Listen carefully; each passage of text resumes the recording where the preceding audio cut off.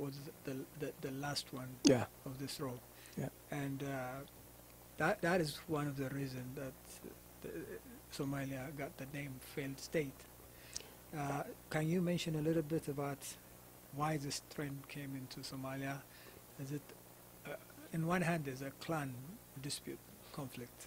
On the other one, there's a religious extremist in that region. And for some strange reason, that doesn't seem to affect Somaliland. It affected the rest of them. Why is that? Well, again, I mean, Somaliland had no problem since 1990 or 91 when they declared, you know, to reclaim their sovereign territory. Mm-hmm. And Somaliland quickly transitioned from the SNM leaders who led the country for 2 years to the civilian government in 1993. And after that, 4 presidents came after the SNM president, who led only for 2 years.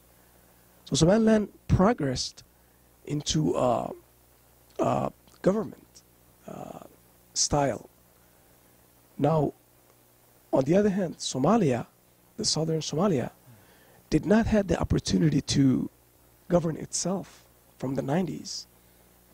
And in the 2000s, the Islamic courts took over, and then followed by Al-Shabaab and those extremists.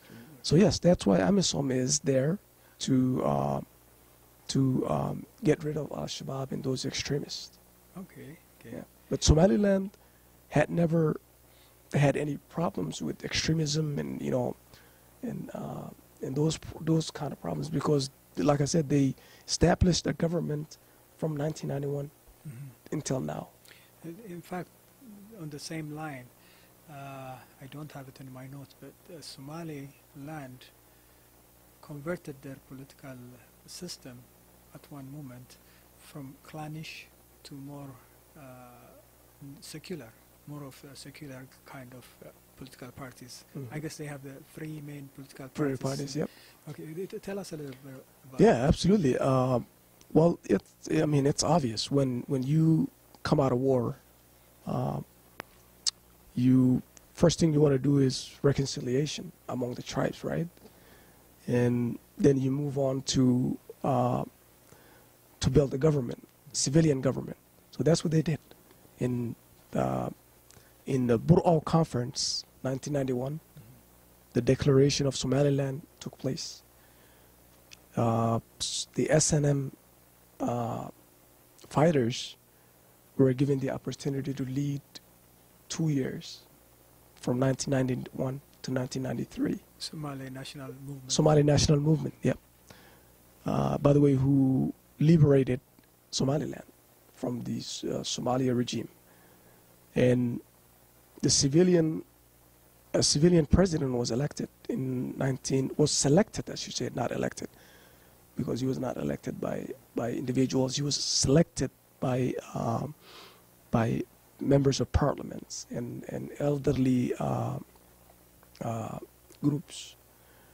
President Igal was selected in 1993 to lead the country from 1993 to 2002 until his death in South Africa. And Igal laid the foundation of the government. He built the government institutions.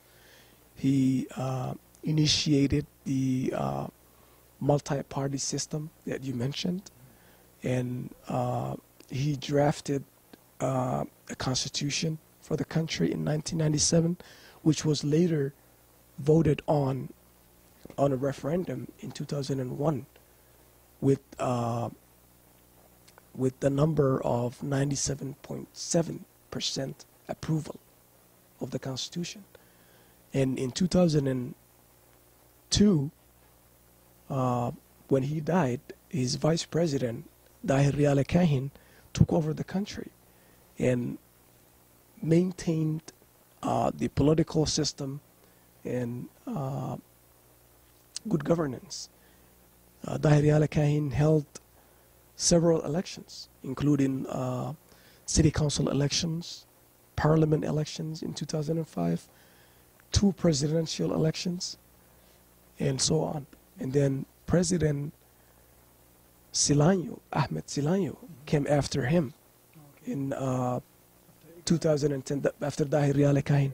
Yep. Dahir Yala Kahin ruled the country from 2002 through 2010 because he was re-elected in 2003 after he held the transitional post, presidential post from 2002 to 2003 after the death of his former president Igal. And then 2010 through 2017, President Silanyo ruled the country and held a couple of elections, including the presidential election, which was the most recent one in 2017. Now, our 5th president is in power. Right now. Yeah, President Musa Bihi Abdi is in power, who was elected in 2017. So Somaliland, we're making all this progress from rebellious leaders to civilian government to multi-party system to elections and so on. Amazing. You know, that's one of the things that impresses me is since 1991, at least by some observers, is the most stable nation in the Horn of Africa is Somaliland. Absolutely. Just like you said, in 1991, the Somali wing concept was rejected.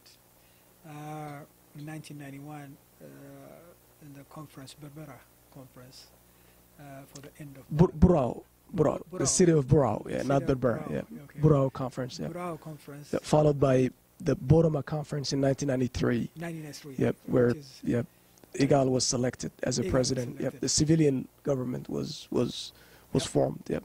And follow-up conference in Boroma. Yeah, you're right. And the conference also addressed the process for reconciliation. Oh, absolutely. Absolutely. Yeah. And multi-party system, and of course, diaspora community got involved. Absolutely.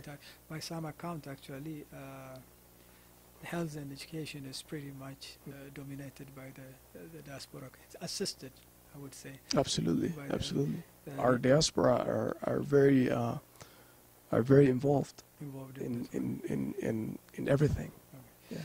So let me ask you, did you get support from the international community or recognition since it is a self-declared nation? People probably don't want to openly admit it, but is there implicit or direct support about your independence movement? Somaliland is not recognized yet officially right now, but Somaliland maintained to have friends in all 5 or 6 continents in the world.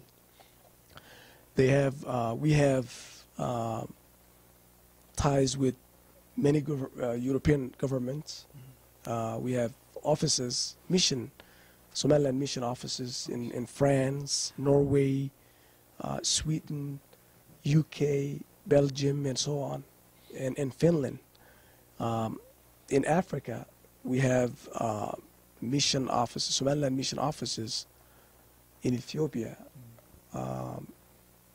Kenya, in South Sudan, in Djibouti. And we also secured mission offices in the Middle East. UAE, United Arab Emirates, is our big partner. In Yemen, which doesn't exist now because of the war. Okay. Yep. But okay. On that note, I wanted to ask you, because Somalia is divided in 3 regions now, as we speak, and the Middle East interest in the Horn of Africa would not considered as very honest or sincere, for that matter. United Arab Emirates and Saudi Arabia on one side, and Turkey, Qatar, maybe in a distant Iran is on the other side. So this, when you look for a relationship, would you characterize them as friendly and a diplomatic relationship, or are you a victim of predators like the Middle East actors that they do? I can give you an example. In Eritrea, United Arab Emirates is bombarding Yemen across the sea. So do you have a criteria for your relationship, or you just wanted recognition from the outside world? Well, no, actually, it's we have diplomatic ties with the UAE. They are investing in our infrastructures. You know, the Berbera corridor that will connect Ethiopia and Somaliland, all the way from Berbera. They are also investing in our port, Berbera port, with 442 millions. That's a big project. They're investing in Berbera airport. They are also building a base, military base in Berbera. So, you know, the relationship is both ways. It's mutual. We are strategic partners. We're not only seeking for them to recognize us, but we are also seeking to partner with them to gain trade. We want to, you know, export items to them, and then they can, you know, export items to us. Yeah, it's not only we're seeking them to recognize us. Yes, we want that. We want countries to recognize us. In fact, Eritrea is becoming our third strategic partner recently. I mean, the Eritrean foreign minister, Osman, was in Hargeisa recently to kind of initiate and develop that relationship between Eritrea and Somaliland, in which we're looking forward to. Yeah. Ethiopia is another partner. Yeah, but the reason I ask you is what you go through since 1991. The world did not recognize you, but you did an amazing job developing the institution, be it democratic or otherwise. You're having your own constitution and relative freedom of press and human rights is respected, and you're trying to be extremely transparent in your development. Contrary to that, since I'm an Eritrean, I just have to plug that in. Sure. Everything that I just mentioned is absent in Eritrean scenario. In fact, they are known to jail journalists, probably number one in Africa. We have no constitution, or not implemented since 1998. And it was war with all its neighbors in that neighborhood. So Osman Saleh and the other diplomat who came to your country. That's why I keep saying, you know, we know what the Middle East is doing in the Horn of Africa. They wanted to victimize us. They wanted to be. They want us to be their players for their sinister motives in that area. Eritrea, with all this reputation, with all the abuse that he does to his own people, when they create a relationship with Somaliland, I know we wanted the recognition, international community needs to recognize you, but do you need a partner like that? Oh, absolutely, absolutely. Somaliland always seeks to partner with its neighbors, especially Ethiopia, Djibouti, Eritrea. We always welcome the idea of partnering with another country, strategically or otherwise, because the benefits can be mutual. Again, you mentioned that Eritrea may not be democratic because of the current status. That's something, you know, we can teach them. Well, we have multiple political systems in place that, you know, we learn a lot from. So, you know, something like that can be mimicked in Eritrea. You know, we can on the other hand, we can benefit them, uh, uh, from, different things. Like, where, we can learn agricultural system from them, because Eritrea maintained to be self-sufficient, food self-sufficient, even though they were sanctioned for nearly 20 years. So that's something we can learn from them. So Somaliland, yes, does want to partner with any country, regardless of the current political state of that country. And we're not only partnering with them, but we also want to teach them or lead them to something that Learn yeah from your experience. functional. Yeah. Well, I know I may differ on this one from you. Yeah. A friend like that, you don't need no enemy.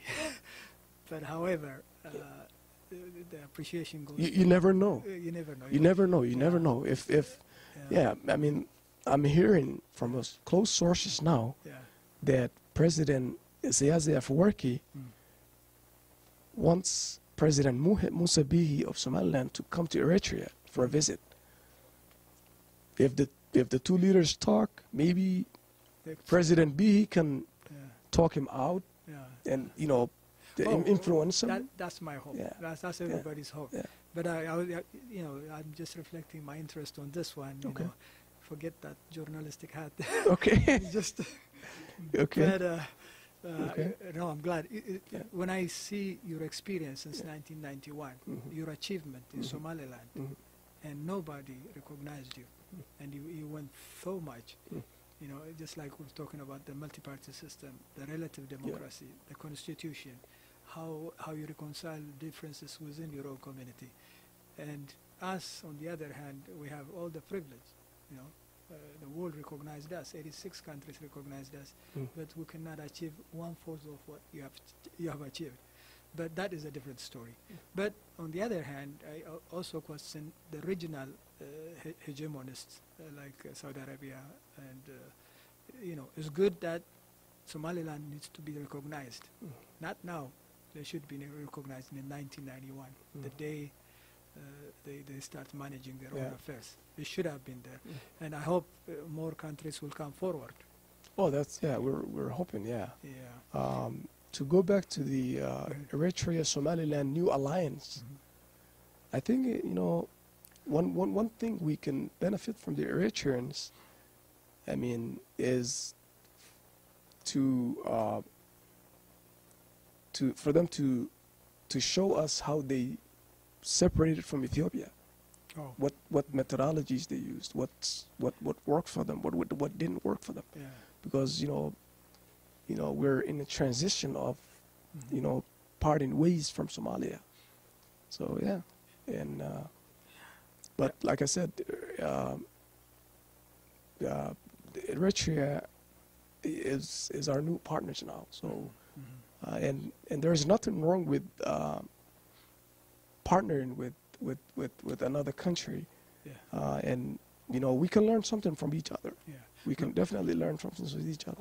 I'm Yeah. sure. I'm not Yeah. saying that you don't learn from, but the thing is, if you wanted a long, sustainable relationship, you rather have a democratic mind and a people-to-people exchange, where people are willing to work with the Somaliland, Eritrean people, and vice versa, instead of just a head hunch and who happens to be a dictator.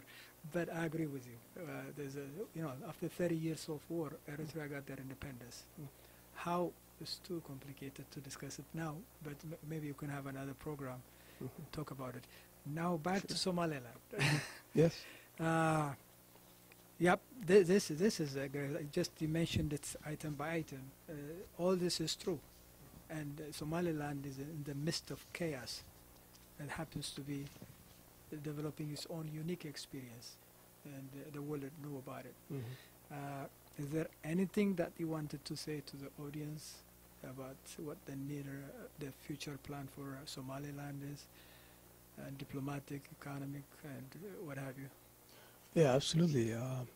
Somaliland is their number one. Our number one goal is to be a sovereign country, separate from Somalia, and we have nothing against Somalia. We're not. I mean, we should be recognized. We did everything we can to sustain a democratic country. Now, we're going to continue that fight. We will never stop fighting until the end, because we're like the Eritreans. The Eritreans did not give up. They kept going and going until they formed their own country and reclaimed their territory. We're going to continue doing that. Now, business-wise, we would like to attract foreigners to invest, in which they are doing now. A lot of foreign investments, private investors are investing in Somaliland to boost the economy. We want to partner with the regional countries, including Eritrea, and we are looking forward to become even a greater Somaliland. I mean, we did all these things, but yet we're still missing a piece. So we're gonna find that piece to maintain quality. And the last thing I want to say to the audience is to we're humble by again, I'm going back to the Eritrean thing because I'm all hyped up about it. It's okay. Yep. Well, I want to talk to the Eritreans particularly. I want to thank them. I know the Eritrean society are very nice. In fact, I had a couple of Eritrean friends in Minnesota in which I played soccer with. Nathan, I don't know if he hears me, we used to call him Nati. He moved to Dallas. And my friend Mizrawi from Minnesota, he also moved to a different state. Very good soccer players. I want to say hello to the Eritrean community in Minnesota. We're looking forward to partner with them in Minnesota as well. Perfect. Yeah. Well, thank you, Zaki. Zaki Isaac from Somaliland American Council Advocacy Group. You work for the county, right? He's also a host on Somaliland USA program at Tempo Africa TV, co-host. Thank you for the opportunity you gave us. And this will not be the first one. We'll do some follow-up interview. Until then, we thank you. Absolutely. Thank you. Thank you, Petros, for having me on your show. Okay. I appreciate it. Thank you. This is Beyond the Headlines. Our guest for today was Zaki. We thank him again. And we'll see you with a different guest next time. Until then, have a nice one. Thank you.